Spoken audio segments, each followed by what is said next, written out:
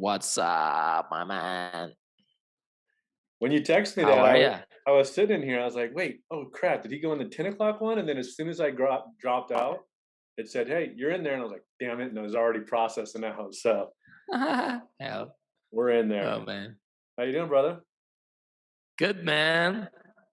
Nice back I put back here like a little background of my beach, That's your just so beach? your guests can have an idea of what I do. Is that your beach in Puerto Rico? Yeah, that's Isla Verde Beach, right next to the airport. Right there, there's a surf spot in the back here. I go kite surfing here. This is my sanctuary. It's where I do all my fun stuff. So I like it. yeah, Nice. man. Yeah, How you well, been? welcome. Welcome to the podcast, my man. How are you? I'm doing fantastic. Thanks so much for having me on. I am excited to chat with you and bring value to your audience, and you know, answer any questions you may have for me and share my story. All right, perfect. Well, real quick, little introduction.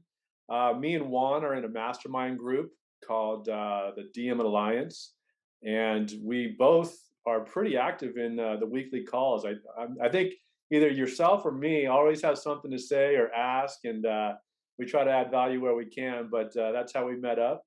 And a little bit about yourself. You're a serial entrepreneur, you're oceanfront real estate Airbnb investor, world traveler, and kite surfer, a foiling kite surfer. So when you said, "Hey, I might have some value to add," I went on there. I'm like, "Well, shit, yeah, you have it." The podcast called Savage Waterman, and you're a savage in the real estate and investing world, and you surf and foil board. So you, not a lot of people check off both marks on the savage or the waterman. They're either the savage or the waterman, but you got both of them, my man. That's true. That's true. Yeah. Thanks so much, So man. That's very kind of you. yeah. Very, So very just kind of you. jump on into it. Tell me a little bit about yourself, how you got into investing, and then we'll circle back and get to the surfing as well. Yeah, man, for sure. So, like Josh said, I met him on a mastermind, which is a group of badass entrepreneurs that they come from different backgrounds. And Josh, I remember when we were looking into networking with each other. So this guy serves, I serve, so done. And it's funny enough, I was there in San Diego a couple of months ago, and I thought about calling you, but I was there for 2 days and I was gonna go meet some friends, and they were gonna kill me if I went somewhere else. So Yeah. next time we gotta hook up for sure. Well, it's funny because Yeah. So like through these networking, everybody finds out that I surf, and I've had a couple people on. They were like, "Oh yeah, we were in Huntington or Newport, and we should have reached out." I'm like, "Hey, this is what this whole masterminds are about, is networking. I'm open to anybody who wants to come down who's out in California to surf or train and fight and do whatever. I'm always open to meeting new people." yeah, man. So my story is pretty funny. When I was so I'm from San Juan, Puerto Rico, and obviously, if you hear Puerto Rico, you think of an island with beaches. And obviously, if you're from an island or you're by the coast and you don't use the ocean, you're missing out. That's the best playground that I can think of. And I remember when I was a kid, I love boogie boarding, but I sucked at it. And at 12 years old, my sister's husband to be introduced me to the sport of kite surfing, and he said, "Hey, you want to go to the beach and try this new sport that I'm learning, and see if you like it." So I was like, "Sure, let's go to the beach." He introduced me to kite surfing, and on the first day, I was able to get up on the board and ride. And remember, I used to suck at boogie boarding, so all of a sudden, I was able to learn how to kite surf in about 1 hour in 1998, where kite surfing was very extreme, very dangerous sport. Yeah. And I asked him, "Dude, how many people are doing this sport?" He's like, "Maybe less than 100 people in the world." And I was like, "What?" So he left me some gear. I started practicing on my own, trying to figure it out, getting banged up on the sand and like getting dragged over the beach. And just a lot of stuff happened. But I'm the type of personality where I'm stubborn. And once I love something, I just freaking do it until I either do it or I die. Yeah.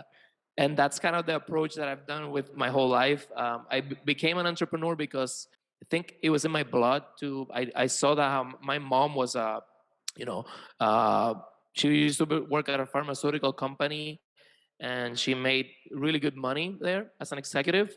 My dad was bouncing around in a few jobs, and but I saw my dad making a bunch of money on real estate, and in one transaction, and I saw how long my mom had to work in order to make her money.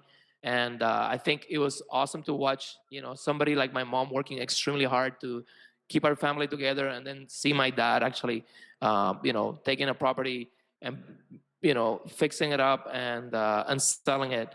And it just gave me a lot of perspective on, you know how what kind of path I wanted to take over time. And I chose entrepreneurship. Essentially, I said I'm not going to work for somebody else, because I like to go surfing, kite surfing, etc. And I don't think my boss is going to want me to go when the wind is blowing. So and then I actually, at 16 years old, I was practicing kite surfing on the beach, and this dude came up to me and said, "Hey, I've been watching you from my condo. You look like you know what you're doing. Can you teach me how to do that?" And I said, "Bro, I don't know. I'm still trying to figure it out." He's like, "No, man, you seem like you know what you're doing." So I said, I don't know. He's like, "Well, I'll pay you $60 an hour for 3 hours." And at that time, I was washing cars at $10 an hour, at $10 per car. And I said, "Shit, that's 18 cars in like 3 hours of work." Okay. So I called my sister's husband. He's like, "Dude, just go for it." And then I learned how to teach. And before I knew it, I get really good at teaching. And I had too many students and too little time. And I was forced into starting to hire some of my buddies from the beach to help me teach some of these people. Before I knew it, I had a corporation with a bunch of instructors, and I was selling equipment and teaching and just freaking living the life. Wow. Uh, and that's a little bit about my story on how I kind of started my first business, and then I kind of transitioned into real estate later on. And it's And, always been about being in the and water. all this is in Puerto Rico, right? This is all in Puerto Rico. That's correct. Wow. So how hard, like you were at a certain beginning level. How hard was it to teach? I mean, you said you were a natural, but I've never kite surfed, but I know I've seen those guys in Huntington Beach take the kite from their car, struggling all the way across the beach. There's about 100 yards of sand, and just getting the shit kicked out of them. And I'm like, man, hopefully in the water, it's a lot more fun than it is getting out there, because they got these guys are working their butts off to try to get that, like the little snowboard kind of pad, or the board. It looks tough. So how did you It, transition from beginning to teaching? it's like anything. It's kind of like surfing. If anybody that's watching this has ever tried surfing, you know that at first it sucks. You're gonna go out there, you're gonna be fishing for waves far out from the point, and you're just basically not catching any waves, and it really sucks. The only people that actually become surfers are the ones that are willing to go through the pain of having your arms swollen and Yeah, not catching any waves and getting beat up by the set. And you just power through that. And eventually you start catching some waves, and you start feeling, the benefits of surfing and the excitement of like what you experience. And that's what hooks you in, right? So if you're able to break through that and you can get to the other side, that's how you do it. So for me with kite surfing, it was just more of a personality thing. I just thought the fact that not other people were doing it made it really cool, and the fact that I was one of the few people in the world doing it at that time. And I'm just a stubborn person. I once I put something in my mind, I just want to do it. So yeah. I was just obsessed with it, literally obsessed to the point where I would leave school at 2 p.m. My brother would take me to the beach. We would practice until nighttime every single day until I got grounded a couple of times. Because imagine your 12-year-old goes to the beach, for 5 to 6 hours. It's nighttime. There was no phones back then, so you don't know if he's alive or not. Yeah. And that was kind of like my life as a teenager. But yeah, for teaching, honestly, it was a time where I was a little bit concerned because kite surfing is dangerous, and I didn't know how to break it down and how to teach. But what I realized is that I was already an expert at it back then, and my approach was just to explain everything like to the bone. Like I would just explain every little thing, and I would just take my time, and I just, through the passion of the sport, I was able to convey that to my students. And I guess that's what helped me grow that people knew, like, wow, this guy is really very thorough with what he's doing, and he's really keeping me safe. So I guess teaching is something that you can do. I was actually making a post about it yesterday, that you can become an expert at anything if you are willing to be, if you're very curious about it and you're obsessed about it. That's the kind of step one. Step two is you want to become really good at it and perfect it. And then step three is to teach it, and once you teach it, you become even more of an expert, because you have to dig deep into your brain to figure out how you do it and why you do it that way. And then you have to explain it to people, and then you have to get their feedback. And I guess that's how I became a teacher Yeah. with kite surfing, and it's awesome. So is kite surfing huge now in Puerto Rico, and probably because of you, it is? Well, it's funny. Puerto Rico has never taken off like crazy when it comes to kite surfing in comparison to like our neighbor Dominican Republic. And I don't know why that is. I want to say that it has to do with the fact that maybe traveling to Puerto Rico, and I just don't know what it is. It's a little bit more expensive than our competitor in Dominican. It never blew up. So if you go to the beach today, you can see like, maybe a dozen kite surfers. When you go to Dominican, it could be 200. So it hasn't really blown up here, but we have the same conditions. But it makes it even more awesome. It'd be like going surfing and not having that many people surfing. Surfing is a different story. Yeah. Surfing in Puerto Rico, if it's good, there's people out there for sure. Surfing is big here Yeah. So do you for sure. travel? Like when you travel, like say you came to California, do you bring all your gear? I mean, because when surfing and I go somewhere, I bring a couple boards with me, and it seems to me a little bit easier than bringing the kite, all the cords and everything you need. Is it? Do you travel with your own stuff? It, it's actually a lot easier to travel with kite surfing equipment than with surfing equipment. The board is tiny, and the kite folds, so it's actually a lot easier. I have never traveled with my surfboard. I always rent it somewhere else. But I'm not as hardcore of a surfer as you. I'm actually a step off surfer. I step off from a jet ski because we have outer reefs in Puerto Rico, and I have a setup where we have our jet skis on a marina that's very close to the point break, and we go surfing. That's actually how I learned how to surf. So a funny story is that when I was kite surfing, because I sucked at boogie boarding, um, I would see surfers like swimming, and I'm like, man, why would they go through all that trouble? You can just hook onto your kite and you can catch any waves, and you don't even have to fight with anybody. Uh, so it wasn't on, and I used to hate on surfing like crazy. It wasn't until one of my instructors said, "Hey, we should try step off surfing with our jet skis." And I was like, oh, "What is that?" He said, "Well, we're gonna use the jet ski to get you on the wave, and then you're gonna be able to surf. You don't have to fight with people because there's nobody on the outer reef, and we can catch as many waves as possible. You don't have to paddle." So I went with him, and I caught a couple of waves, and my brain switched. It was like immediate love for surfing without the kite. It was like, holy shit, now I get it. So then I just decided to just go crazy into it, because I'm a very obsessed type of personality. When I love something, I just overdo it. And yeah, I ended up step up surfing, every single day for like 3 years, every time there was waves. And then I got really good at surfing. Then I started doing regular surfing and understood all the other benefits of paddling into waves and that kind of stuff. So yeah, it's surfing is a shit. How big are the waves out there on those outer reefs?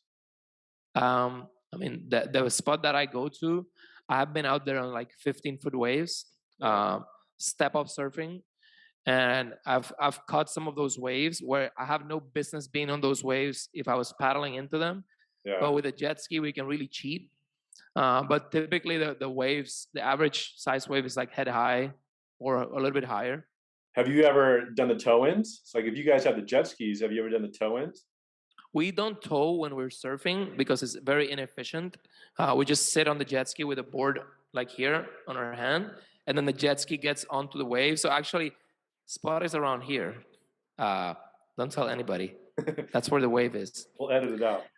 Yeah. And yeah, so we'll come in with the jet ski. So imagine this is a jet ski. We have the driver here. the surfer on the back will come into the wave, will get on the wave, and the one that's in the back will jump off with the board. Get on. We sometimes we actually jump off and stand right away. Yeah. Sometimes we go on our belly and then we pop up, but then we're on the wave and we could be like, surfing in like less than 1 second. We're That already that on the waves. that seems a lot harder than just doing the toe-in where you get whipped in. Have you that seems like you guys are going most people do the toe-ins and then do the step-offs. You guys that's odd that you No, I mean, we go it's step off right cool, away. but Towing with towing, you're moving the jet ski a lot, yeah, so you're creating a lot of turbulence in the water. You're messing up the wave. When we're standing, the jet ski is not doing anything to the water, and yeah, when we take off, then we take off very efficiently. So we're just using the jet ski to get yourself on the best spot of the wave with good yeah. timing, and we're not tired. Our hands are not being used for anything. So that's how we can catch more waves, be more efficient. We don't have a line in the water that could get trapped on the jet ski. Yeah. So it's the best way to do it, but don't tell anybody. Have you ever had any accidents with the jet ski? Like the jet ski, I'm sure he's trying to get you in the best spot, but then does he lose focus and like maybe pearl a couple times or something? Yeah, we've flipped a jet ski. We have sunk a jet ski too. Wow. We have yeah, dude, we've had like everything. We're pretty hardcore about it. Yeah, we've had jet skis turn off. We've had to jump off jet skis. I even took my wife one time out there because I didn't have a driver. I almost had her flip her jet ski. I don't know what I was thinking.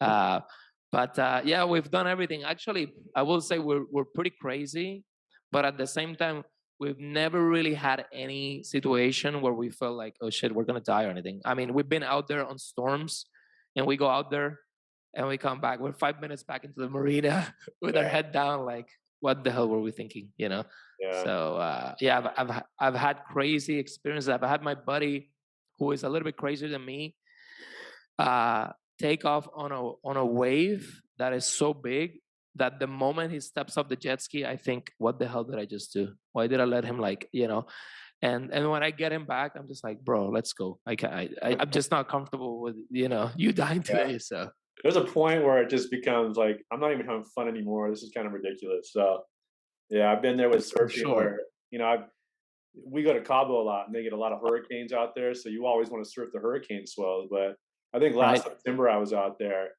and it was like 12 to 15, but there was some bigger sets coming in. And I'm like, all right, this isn't even really fun anymore because now I'm worried about this and that. And so, yeah, there's fun level, there's like crazy fun. And then there's like, all right, I'm just going to sit on the beach and have margarita now.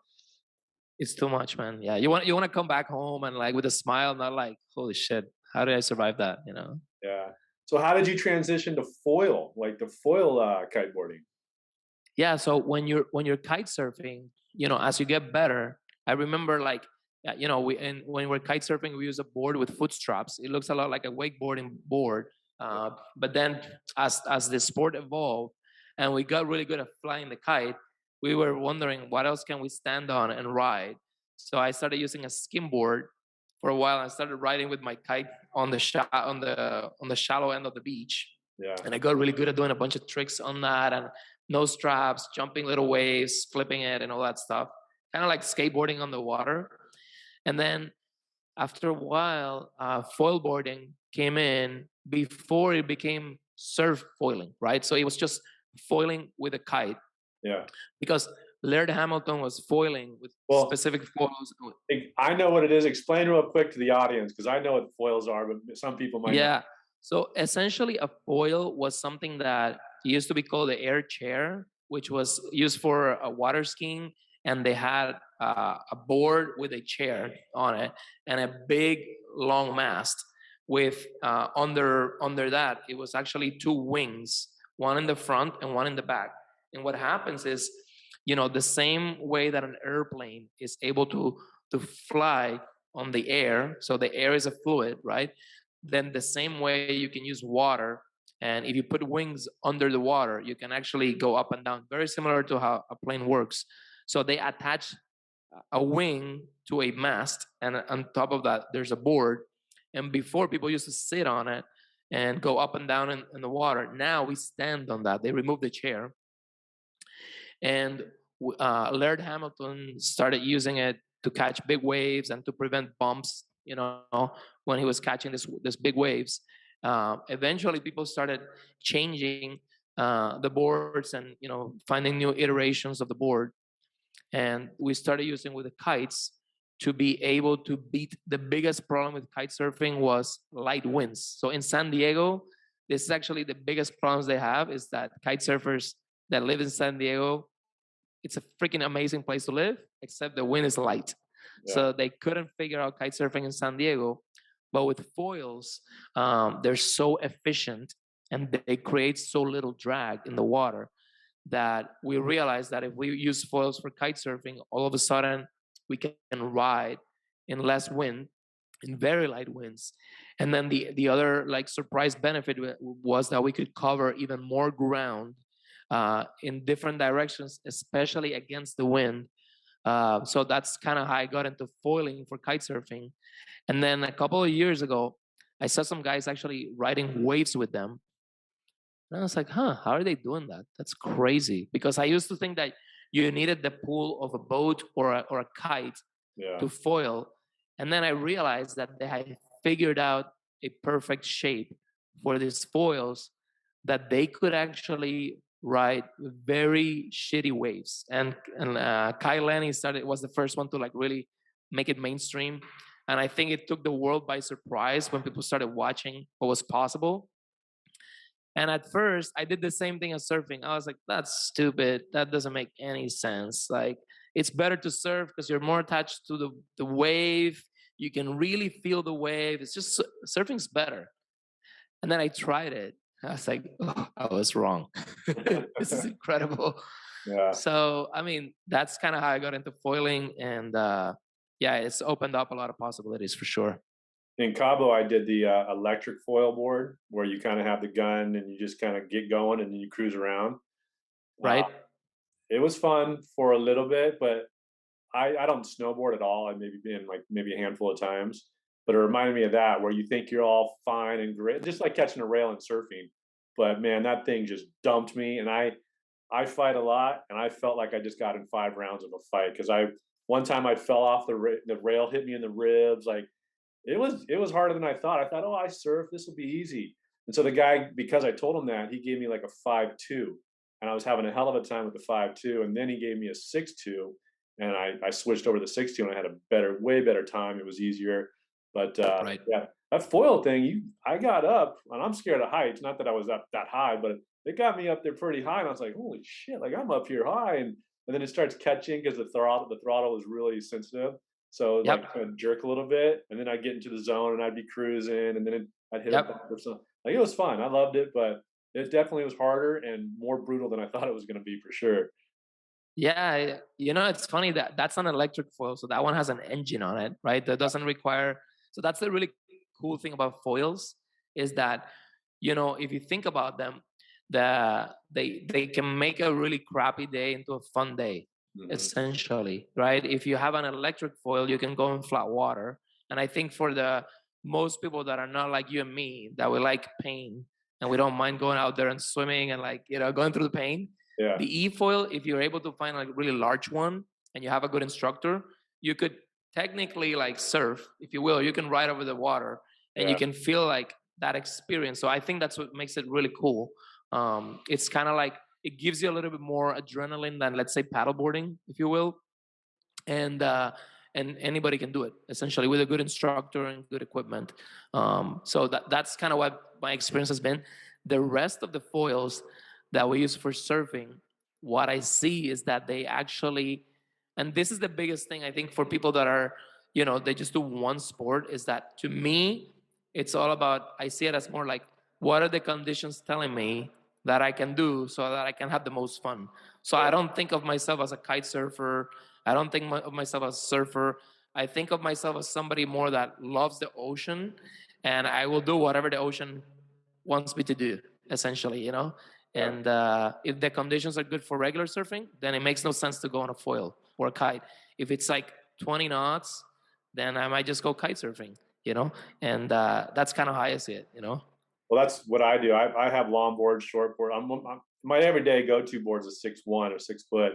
But when the waves are shitty, I grab a longboard, or even if they are fun, I'll have with my son.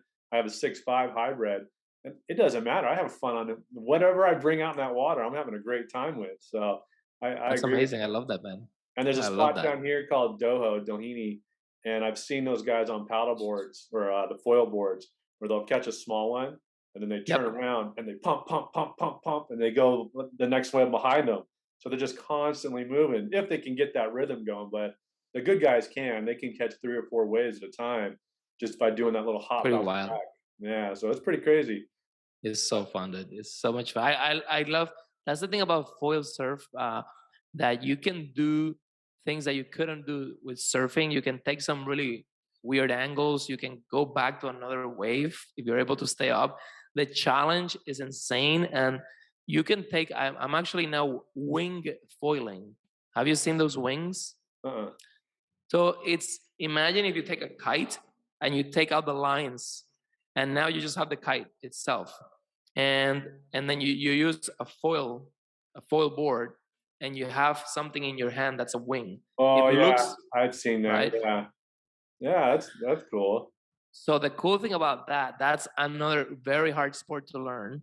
But the really cool thing about that is that when you're surfing, you have the option of going to a beach break, right, or to a beach spot and Yeah, surfing. But then you have people there, right? So then you have to like you have to be good at being able to catch waves, or you have to be in a place where they're pretty friendly or welcoming, right? If that's not the case, then you have to go somewhere else, right? So that's the challenge. When you are kite surfing, you have a lot of space, so there's not really a lot of fighting for space. When you are looking for waves out in the outer reef, which we have a lot of those in Puerto Rico, then obviously you need a kite, or you need a jet ski to get out there, or you have to paddle out, which is crazy, right? So those are all the challenges that you find. Then when it's crappy waves, then you're not gonna make the effort of going really far out for like really crappy waves. It might not be windy enough for a kite. So all of a sudden, this new sport comes in, which is wing foiling, and I'm able to take the crappy days. I'm telling you, there's like literally like 2 days ago, you looked at the ocean, there was a little bit of white water here and there, and I love surfing. So for me, if I can catch a wave every day, I'm very happy. mhm. So we don't have like when I was in San Diego, I look out, there's freaking breaking every single day. It's ridiculous. Okay. Here we have some flat days, but where it's shallow, we get a little bit of waves. I'm able to get out into the ocean on a crappy day with my wing and my foil, and I'm able to catch waves and let go of the wing. So instead of I use the wing to, it's kind of like an umbrella, if you will, pulling me over the water, and I kind of like shut it off, and I'm able to surf the waves. Incredible. So Wow. now it's there's no excuse. I can have fun every single day. So you're in the It's water freaking every awesome. day? I try to go every afternoon. Right now, I'm trying to work on my business, so I go some days in the afternoons, some days on the weekends, and try to. My motto is that you work hard, but you play harder. You know, Yeah. that's what I try to do. What's the main season in, Puerto Rico? Is there like December, yeah. The main season I would say for waves is December through May. That's when we get waves. And mhm, for wind, the same months, but we go through August. Right now, when we're going to the summer, that's the challenge we have in the summer. We have no swell anymore, so we do have wind swell. So the only way to surf in the summer is with a foil, because if not, you're not really able to catch any decent waves, during the summer. So we can surf every year now, all year now. So that's great. Found a way to do it. amazing. That's awesome. It's amazing. So you said you're spending more time on your business. What's your business right now? That Airbnb and Yeah. that? So again, for me, since I read this book called The 4 Hour Work Week, which is all about how you can build a business. He calls it a muse, but it's a business so that you can do what you want, right? So for me, it's always been about I don't want to work or be on somebody else's schedule so I can live my life. That's what I learned on this book, and I want to build a business so I can go have fun. So um, I had this kite surfing school, which I still have right now, but it used to be really big before. And after the hurricane on 2017, that business went down significantly. And even though I had a lot of time and I could do a lot of fun stuff, as an entrepreneur, if you're running any company and all of a sudden you see that the money's going to stop flowing, you realize you have to do something. So at that time, I had started doing Airbnb, and I had a couple of properties that I was doing rental arbitrage, which is essentially finding a place that I can rent and then I can sublease it on Airbnb. And I was making a little bit of money on the side, but I was making more money on my kite surfing school, so it didn't really make sense for me to focus on that. But on 2017, I had no work with the kite surfing school. I had like, I think it 2 or 4 properties, I can't remember. And I had some savings. And I said, well, I've had a lot of fun. I've traveled the world, I've surfed, I kite surf. Now I got to figure out how I can make money. So I decided I'm going to double down on an Airbnb business. I'm going to try and do the same thing I've been doing and just have more properties uh, through that rental arbitrage model. And I think I took the company, I mean, it wasn't a company, it was just me, from 4 properties to 10 properties that year, while Puerto Rico had no power and a hurricane had just destroyed the island. I decided to go all in. And while everybody was scared, I was like, I'm just going to go all in, see what happens.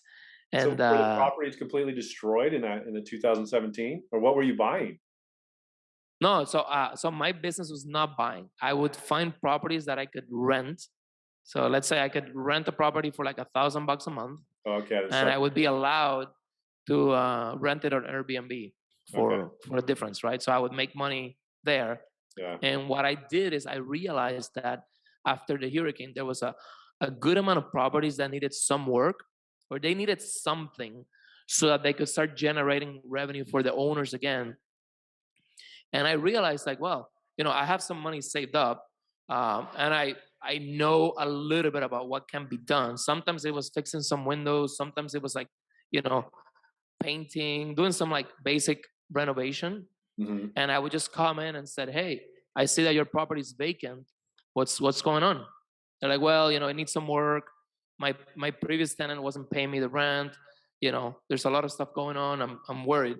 And I said, "Hey, would you consider renting me the place if I go ahead and fix up the place with my own money and I become your tenant?"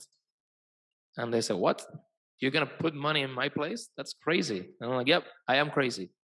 So I started actually investing my own money in other people's places and fixing them up and then becoming their tenant.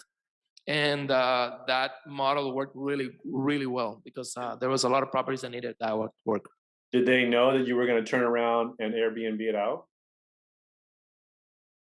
No, actually, my first few properties, I didn't tell them that because I was trying to get the business off the ground, and I figured what I did tell them was that my and which is true, I had a lot of clients from my kite surfing school that were looking for places to stay.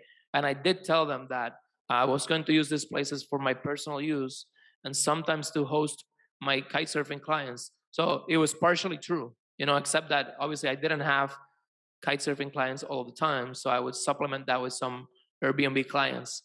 And and yeah, they didn't really have a problem with it because again, these places were in need of work and they were actually costing the owners money.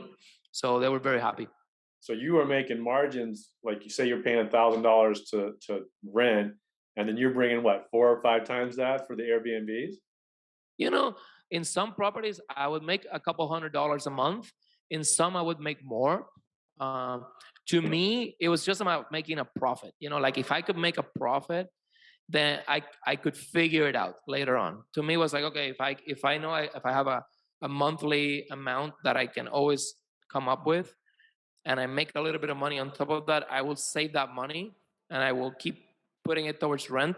And at some point, I'll be able to use some of that money. But I had about $100,000 saved up from my kite surfing school, Mhm. and I figured that saving that money was not a good idea. After watching a Robert Kiyosaki video that said "savers or losers," and Yeah. I was like, "Shit, I think he's right." So I would say I turned that money into a lot more money because of like going after it. So yeah, I'm Did you super glad I did that.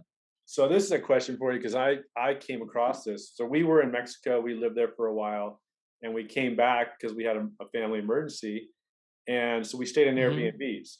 So when Right. we did a long term, we did a 1 month here, then a 3 week one, and another one, and then we found a place. But when we were there at the 1 month one, people didn't weren't friendly to us because they didn't like the turnover. I would wave to people, and my son and I were out front playing football or whatever, but nobody was really friendly to us.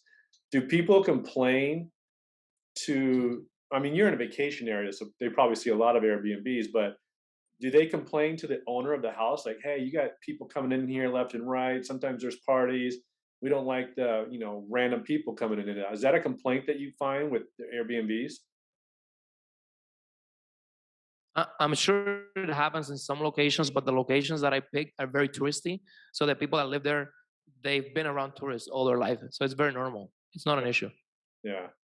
Yeah, because when we were in Cabo too, that we had a lot of Airbnbs around us, and it didn't bother me at all. But when we moved back here and some more Airbnbs, I got the stink eye from everybody. I'm like, we're a happy family, happy go lucky family. I don't know why you're treating us like shit, but yeah, it was always curious to me. Yeah.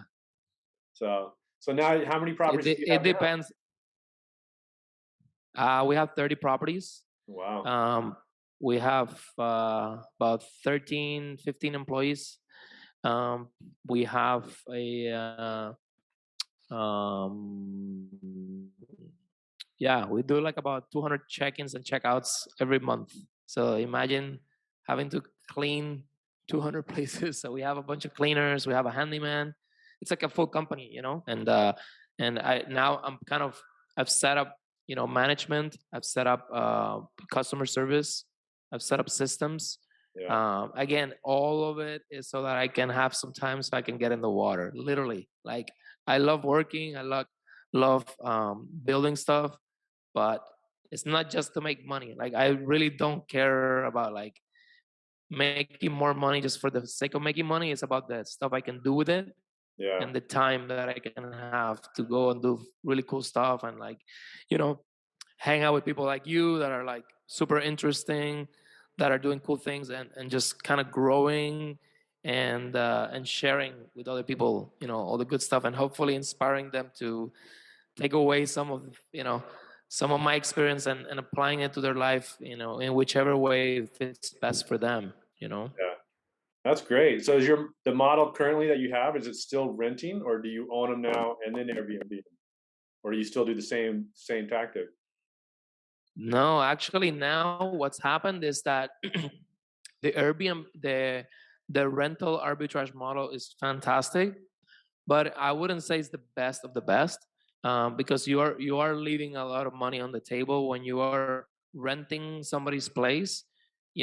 After 1 year or two is cool, but if you're gonna do it for the long run, for 10 to 20 to 30 years, you're gonna be paying rent on a property for 10, 20, 30 years. So you're not capitalizing on that.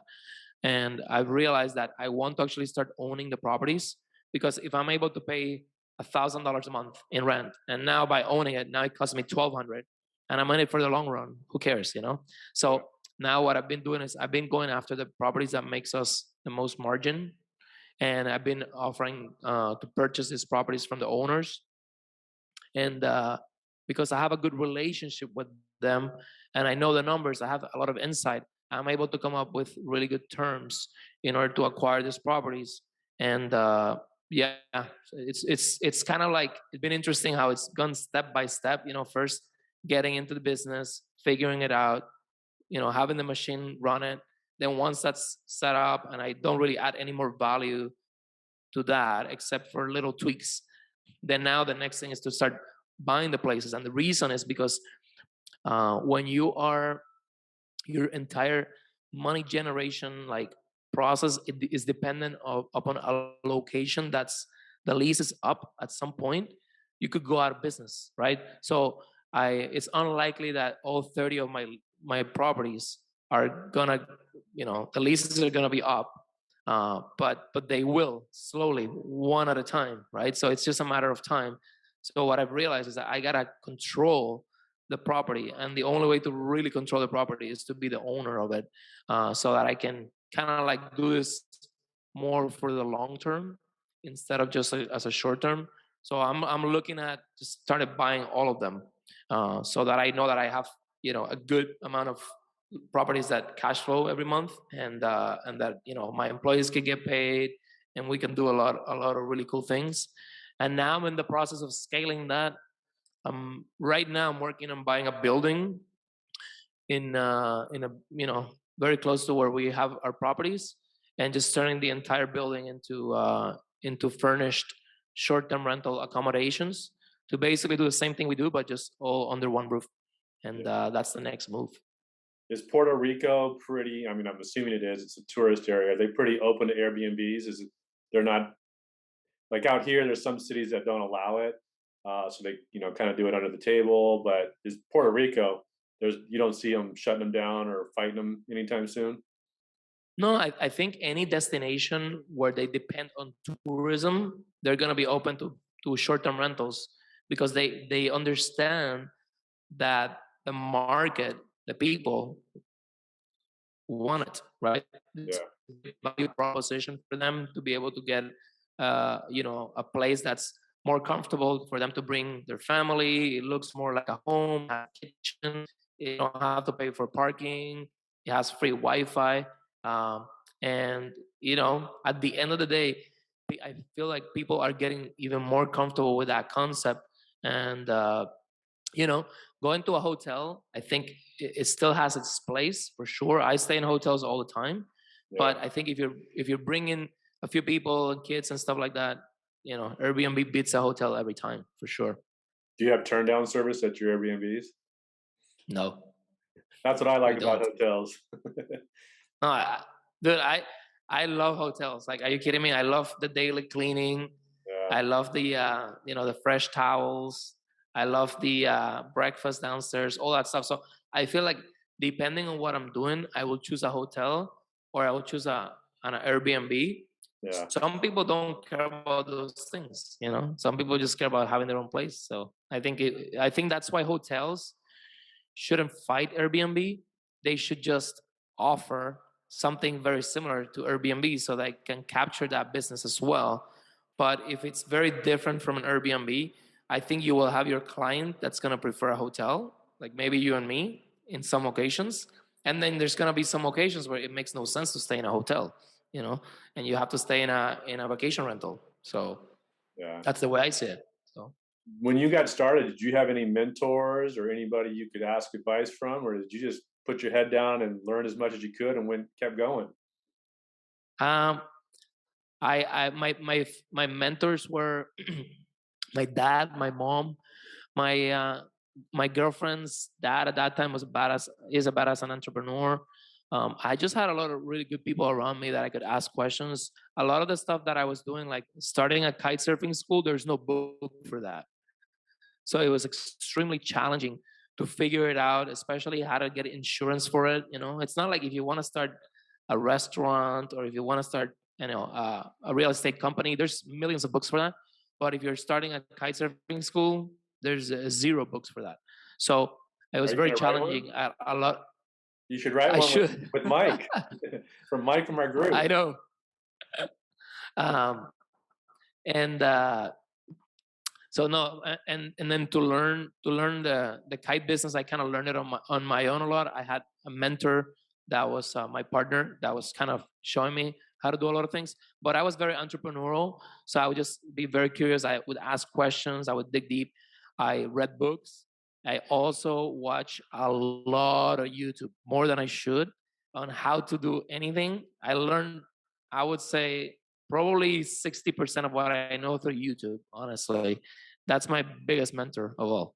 Yeah. And just a lot of people that I follow on YouTube and learning how to do stuff have helped me a lot. And then just really having a business, so that you can go and learn something, but then actually apply it, Mhm. see if it works, then go back, maybe change it a little bit, and then all of a sudden you see it working. You're like, okay.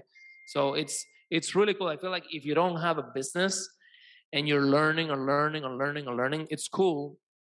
But if you until it's not until you apply it and you make mistakes and you don't see it working, and then you see it working where actually the magic happens, you know. Yeah. So I've been very fortunate to be able to apply some of those things and see them working, you know.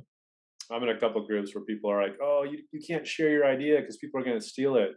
And somebody said, "Well, share your ideas because the hardest part of having an idea is executing it." So most people have these brilliant ideas or the $1 million idea or whatever, but 99% of the people don't execute it, or they start to and they find out the first hard thing and they're like, "I'm done. I don't want to do this anymore." And so like that's what I've learned through Mastermind is like I put all these ideas out there and people, either shoot them down or whatever. But I find great value in the mastermind groups because that's to me is kind of like my sounding board. I'm working on the Savage Syndicate, and to me, I could talk about self defense and fighting all day long, and it was good to hear other people found value in that because to me, it's just kind of like my wife thinks I'm some MMA nut and like she's whatever. But it was good to have the mastermind group support what I was doing. So I like that. Good. I remember. So for people that don't know, Mastermind is basically a group of people that get together that are looking to think big and do things together, and they are not thinking as selfish. They're more thinking about how we can add value to other people's lives, and that's how I met Josh there. And I'm actually part of another mastermind as well. And what I've realized is that you can only get so far on your own, and you will have a group of people around you that support your daily activities, and that's awesome. But it's really cool to get people that are not in your network, to come in and kind of like interact. And then, but you want to do it with people that are like really thinking big. You don't want to have people that don't understand, this type of mentality and think that if you share something, somebody's going to steal your idea, and those kind of like really dumb, thoughts. I think that you want to be around people that understand, high level what it takes to be successful, what it takes to be, um, you know to be able to get to the next level. And I think when we go back to what you're saying about self-defense, I remember that, in Puerto Rico is overall a very safe place overall, right? Like it's not like you go to a restaurant and somebody's going to shoot you, but there's definitely crime just like anywhere else in the world. I am very, very conscious about how do I protect myself? How do I, do all those things? And I'm always on top of like when I was a kid, I remember my dad, when we put the alarm system in our house, my dad would be on our case every night. We have to put the alarm, we have to put the alarm, we have to put the alarm. And as kids, we never did it, but we would get like that, you know, talk, right? Yeah. Now, as I'm adult, now I find myself being the guy saying, "Hey, did you put the alarm? Have you put the Yeah. alarm?" So it came back full circle. So when we were talking about protection, you know, my wife and two kids, I feel now like I am the one that's responsible for their safety, and I live part time in Puerto Rico, part time in Canada, so I'm not always around, and I want to make sure that I give them the tools to understand that, hey, the world is not as safe as it seems, and it just takes a blink of an eye for some shit to happen to you. And I just want you to understand that you have to be aware when you're outside your house, you're pretty much exposed. So you have to be aware that there are people out there that are trying to take advantage of the situation. And I can tell you a quick story I think could be value to people. Dude, I when my dad had this parking lot, which was the real estate deal that I told you about earlier. I remember it was Mother's Day, and I was taking care of the parking lot, charging people for parking, right? And at that time, I got a call from my girlfriend, and I picked up the phone and I turned my back towards the entrance. And all of a sudden, I feel like a hand touching me. And I look around, and there's a guy. He had like a piece of cloth on his hand, covering his hand. And he said to me, "Give me all your money, or I will give you a shot of AIDS." Oof. Okay. So the Wow. second I heard that, I jumped back and I stood back and I was like, "No, no, no, no. Okay, sorry." And I put my hands in my pocket and I gave him all the money I had, which is like $30. And the guy said, "Don't tell anybody," and he ran away. So obviously, I mean, dude, if that doesn't wake you up, I don't know what does.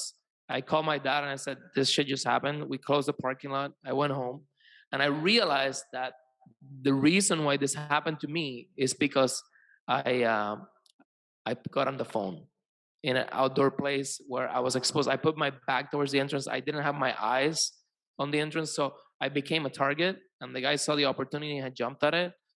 Luckily, I only lost $30. I didn't get like mugged or shot with AIDS, Yeah. uh, but it was really scary, you know. And from that moment on, I realized that dangers out there. You know, it doesn't matter if you're a good person or a bad person, you're poor or rich.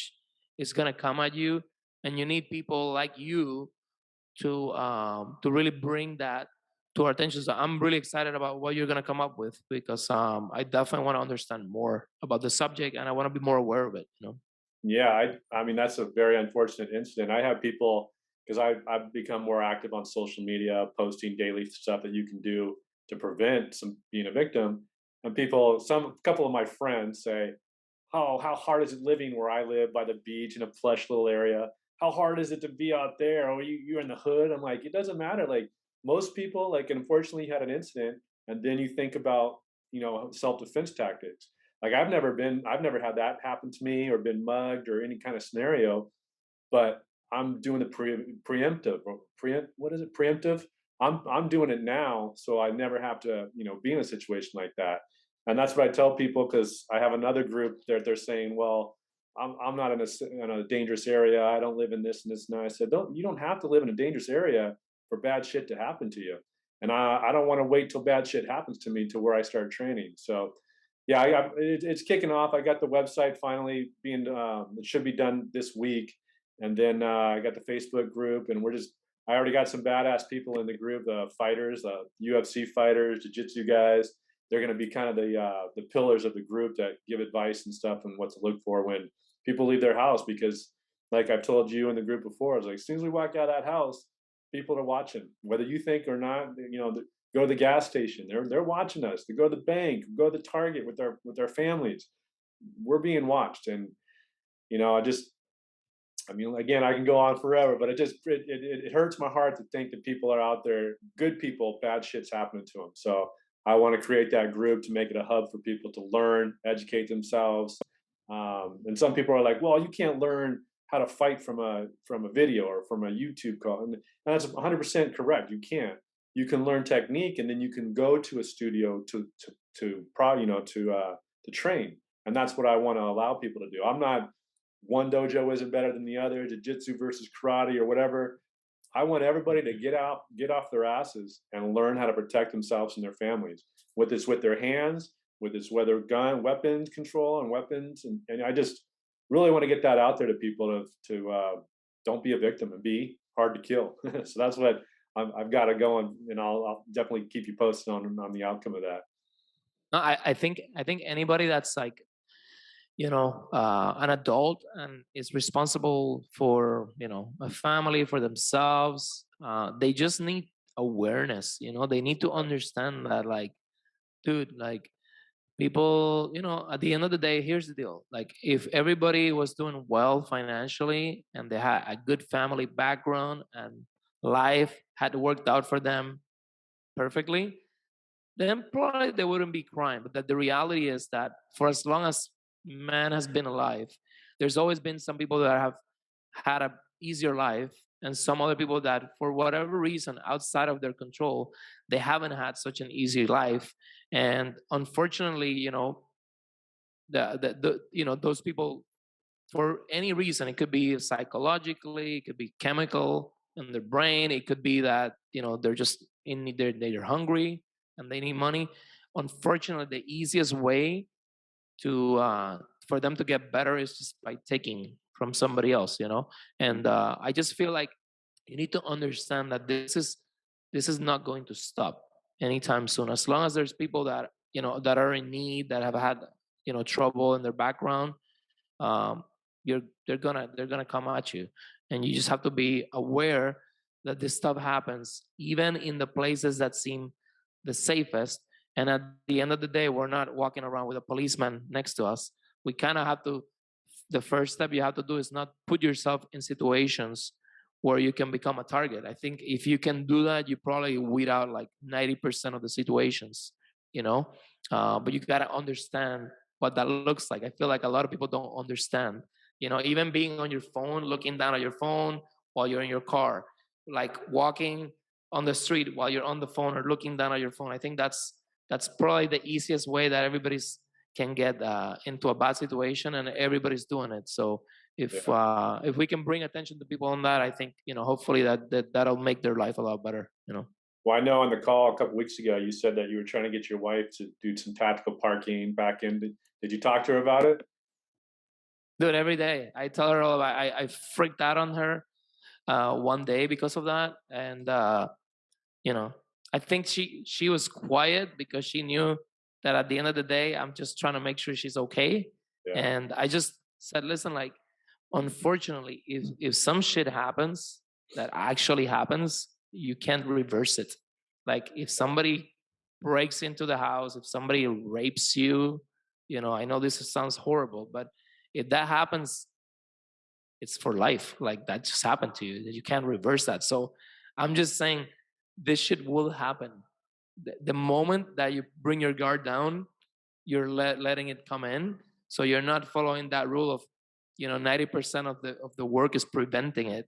Hmm. So you gotta understand people want to get you, and there's been situations like that where it's all about your environment, and it's all about the place where you're at and how it's set up, and it's also the environment of the people that you're bringing into your life as well. And understanding, as an example, let's say if you make a party at your house, who's coming into your house, how do you know them, how are they being invited? You kind of have to live a little bit more skeptical than trusting. I don't know why. Do you agree with that? I 100% agree with that. And I even tell, like, my mom's huge into Facebook and posting, and she wants to send pictures of my house with because of my kid. And I said, Mom, no, I don't want you to do that because I have a, $10,000 TV here or whatever I have around the house, and people are going to see that on Facebook. And she's like, Who looks at that? I'm like, probably nobody. But you know what? They're not. I'm not going to put it out there and plaster it. It's like it's little things like that, and I'm still learning as well. Like I have mentors in fighting and stuff that I ask questions about. But once you instill that into your head, it changes how you look at things. And like you're doing with your wife, you're telling her stories and you're telling her things. I do the same thing with my wife. I've got her now that when we go to a restaurant, she knows I want to sit with my back towards the back. I want to be looking at the front door. Like it's little things like that. And I have an 8-year-old son that he already knows some stuff, and it's it's just improving your chances, right? I mean, being a victim is terrible, but I don't want people to wait till they're a victim to do something about it. So, yeah, I live in a pretty nice area. Chances of me getting mugged are very slim. But like you said, it only happens once. Bad shit could happen, and I could lose everything in a flip of drop of a hat. So I'm not going to wait till that time happens. And that's what I want to relay to people is like, don't wait till you're a victim to be proactive. Start today, and here's in the group, I'm going to have stories. I'm going to have people come on that were victims. And I know one of the people I do Krav with back in Huntington, she was at the bar. Her sister was at the bar where one of the guys came in and just started shooting everybody. I think 20 people died. She took her and a group of friends. She knew where the exit was, and they stumbled and crawled and got off this balcony, and they lived. And it gives you Wow. chills thinking about it. But and she was out here in Thousand Oaks, and Thousand Oaks is a pretty ritzy area. It's down by like the Kardashians and all that. So who woke up that morning and said, you know what, I'm going to a country bar, and I'm gonna have to worry about my life being taken. Nobody thinks that. Nobody wakes up and has that feeling of like today's the last day. So if you just keep, just like with business, you're always, like you said, you're reading books, you're in mastermind groups. It has to be just little nuggets every day of how to stay alive. And unfortunately, most people don't. They're in mastermind groups to level up, to drive the Lambos, to go hang out on yachts. But people aren't in a lot of mastermind groups to learn the skills to just make you more aware, situational awareness, or how to park the cars, or what not to post on social media, and things like that, that I think are just as important in providing for the family and doing all the great things with the family and the businesses. but shit, number one rule is we got to stay alive, right? Or we can't enjoy any of that stuff. So that's what the saddest thing Safety first, about. always Yeah, safety first, man. It's all about, it's funny when I about a year ago, I felt like I kind of had a feeling that I needed to go on social media, but I didn't want to make it so much about me. And what I mean by that is that I didn't want to like I had this mindset of like, oh, if I post about what I'm doing, people are gonna think I'm showing off. yeah, And I was like, oh, maybe I shouldn't go into social media because I don't want to do that. And then I also the safety aspect of it. I was like, oh, if I tell people that I'm doing this, that means I'm not over there, which means that they can go over there and like, take my stuff. Then I realized that you can actually do both. You can go on social media for the right reasons, which is networking, sharing, your experiences, your knowledge, your value. And I feel like, a lot of the things that I've learned is through the internet and YouTube and other people sharing. So I kind of feel like, giving back. yeah, But at the same time, I feel like when it comes to personal stuff and where you're living and what you're at and where you're traveling and what you're doing, I feel like you have to find a balance where you don't talk on social media so much about which location you are specifically at that particular time. We can tell people where you're not, you know, and if somebody's really following you to, break into your house or do something like that, they can really find you. So I feel like if you're posting anything personal, maybe it should be a little bit delayed. So by the time it actually gets posted, you're not already doing that and you're somewhere else. So it's hard for somebody to know exactly what you're doing at that particular time. mhm, I think you can do live stuff when you're working. Anything that's work related and those kind of things is pretty much normal. Like 8 to 5, people are at the office or they're working. But yeah, when it comes to your personal, I think you gotta really always before you post think about who's gonna watch this and is this exposing me to yeah, any sort of safety issue, and if it is, maybe you shouldn't do it. yeah. Well, yeah, it's a great point because when we were at one of only Palmilla in Cabo, and Britney Spears, I knew was out there and stuff, and I was like, well, she's not even posting about being out here. She did when she got back, and at the end of the month, she posted all about her Mexico trip, and I'm like, she knows. I mean, her security He team knows. probably told her, but she definitely knew that, especially out in LA, like all those people are watching, like when LeBron was in a game 5 of basketball, whatever. Well, they knew he was on the field on the court, and they robbed him. Like there was a whole little gang that was going around doing all these robberies, and like the Dodgers all got hit, the LA Kings, every sports figure out here because they knew they were going to be away from their house for 4 or 5 hours during the games. So it's a good point. Wow. Like be careful what Wow. people are posting on social media. And I don't wear any bling or anything, but be careful if you're check out my new Rolex. It's $100,000. Yada yada yada. And they're like, oh, okay. I mean, most 99% of people are gonna like, oh, that's awesome. Josh has got a new Rolex. That one shithead out there is gonna go, oh, he has a Rolex. I know where he lives, and you know, I Dude, I love my cheap watches so yeah. much. It's awesome. This is a surf watch that I wear just because like if I'm in the water and my wife has an appointment, I'm like, oh, I got to get out in 10 Yeah. minutes. So whatever I wear is a necessity. These remind me of my wife and kid because they gave them to me. So I don't have a whole lot of bling and stuff, but if I did, I wouldn't be posted all over social. Yeah, no, I think if anybody for men, if they some people think that if you have a nice watch, again, you're showing off or whatever. I think it's funny. It is kind of a cheat, when you go and you meet somebody that's into that stuff and you're wearing a nice watch. It kind of gives you instant, I don't know, validation or whatever you want to call it. So it's kind of a cheat. It shouldn't make the whole interaction about that because then it's very superficial. Yeah, But I also think that if you have nice watches, don't talk about them so much on social media. Don't be showing them off all day unless if that's what you're really trying to do and you don't care about getting mugged or something like that. yeah, uh, but in general, just find a balance so you're not really always becoming a target. Dude, I like to dress very normal, like at least like a normal person, you yeah, know, and just try not to just try to be in an environment where I'm trying to stay as safe as possible, not be flashing so much. yeah, And at the end of the day, man, it's all about finding a balance, you know. If you and when it goes back to like the balance of, if you're successful at work, are you being are you educating yourself when it comes to safety of your family, you know? If you're very safe, are you doing something for business, you know? So you gotta really find the balance. And I think also like balances in knowing about things that you don't know about and kind of getting deeper into them. It's all about being curious, and Yeah, it's all about you know, just becoming more of a well-rounded individual, you know.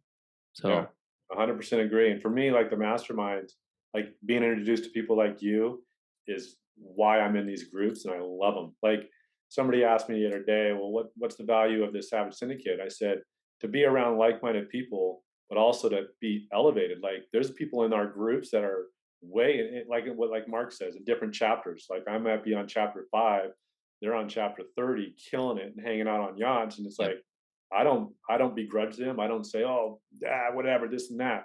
I'm like, how do I get there? And what the great thing about these mastermind groups is we can pick up the phone or send a message to these guys on these boats and be like, hey, help me with some marketing. And what I like, they answer back. They talk to you. I mean, like me, you're in Puerto Rico, I'm in California, but we have the love of surfing. We're entrepreneurs. I mean, it brought us together. And so I love these groups that we're in, and I couldn't talk highly enough about them. So I But appreciate it's you coming on amazing. too. It's Thank you so much. I was gonna say lastly, it's amazing how many people are like you somewhere else, Yeah, identical. You know, yeah, I meet some people and I'm just like, dude, I feel like you're the same person as me. It's kind of weird, you know. And yeah, they're just not around your neighborhood or your circle, you know. And you can meet them through these groups. And yeah, I think for anybody that's watching, if you want to get to the next level of life, business, or whatever, you have to get into groups of people that are doing what you want to do. And you will find in those groups people that really resonate with you. And you should establish a relationship with those people, because at the end of the day, you're both gonna enhance your life, and your you know, your brain's gonna start thinking different, and it's all about that. So, good. I want to thank you so much for bring me to your podcast. It's freaking fantastic. I would love to go out there and surf with you one day. Hopefully, we'll do it, you know, the next year or two. I will probably. Are you gonna be in the convention yes. soon? Yeah, I'm going in June. I gotta get my tux ready. I thought that was a joke about the tux, and until his last call, and he's like, "You guys got to get some tux." I'm like, "Oh shit, I got to get that Oh, figured really? out." But I'll be there for We're sure. gonna get a tux. Huh? We do Yeah, have you to got. get a tux. Yeah, TJ in the group as well said, "Oh, I got to go get my tux fitted." I said, "I think that was a joke. It's a 007 theme, but I don't think we really have to get tux." And then Mark on the call last week is like, "You chumps better get tuxes. I'm putting this event on." I'm like, "Shit, I got to get a tux and I got to do all that stuff." So yeah, Oh, shit. Okay. Cool, cool. yeah. But yeah, Juan, Awesome, man. it was great talking to you. I feel the same way. I feel like you're the Puerto Rico version of me. So thank you for coming on. And how can people reach out to you if they want to learn more about the Airbnb or if they want to learn more about kite surfing? What's the best way to reach you? Yeah, sure. So, my name, my website is actually my name, which is Juan Carlos Morales. So that's Juan Carlos Morales.com. Or you can find me on Instagram under the JC Morales, or on Facebook. Happy to connect with you guys. Love talking to people, love sharing my experience, love helping people. And this is why I'm doing these kind of things, to network, to share experiences, hopefully inspire people. And you know, if you watch this episode, go and do some cool shit. That's a great way to That's end my it. tip for the day. Now, Juan, I want you to go out there and catch some waves or foil for us out there. I will. I will. Thanks so much, Josh. I appreciate it, man. All right. Thanks, Juan. I appreciate it. Talk to you soon. All right, See ya. guys. See you soon.